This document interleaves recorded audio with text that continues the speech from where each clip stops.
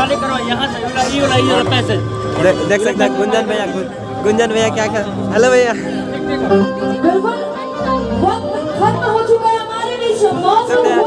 गुंजन भैया के आगमन हो चुका है भैया भोजपुरी का। भैया वीडियो कैसा लगा? वीडियो अच्छा लगा तो वीडियो को लाइक कीजिएगा, चैनल पर लगा तो चैनल को सब्सक्राइब कीजिएगा। और गुंजन भैया के आने के बाद आप सबको और वीडियो बनाएंगे, दिखाएंगे। वीडियो में लास्ट तक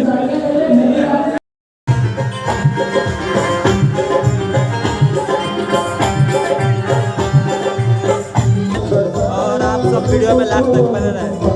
और अभी उधर नीचे सॉन्ग प्रोग्राम का रखा गया है, देख सकते हैं बहुत ही अच्छा भाविक तरीके से भैया बनाया गया है।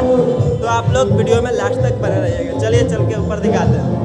और देख सकते हैं बहुत ही भैया अच्छी ढंग से की गई व्यवस्था। और आप सबको बता दूं कि देखिए इसी का उद्घाटन है, होटल का उद्घाटन है जो आप सब देख सकते हैं। और कुछ इस प्रकार का अंदर का भाई नज़ारा है, बहुत ही वो भाई देख सकते हैं। यहाँ पे बैठने का व्यवस्था रखा गया है, इस प्रकार देख सकते हैं।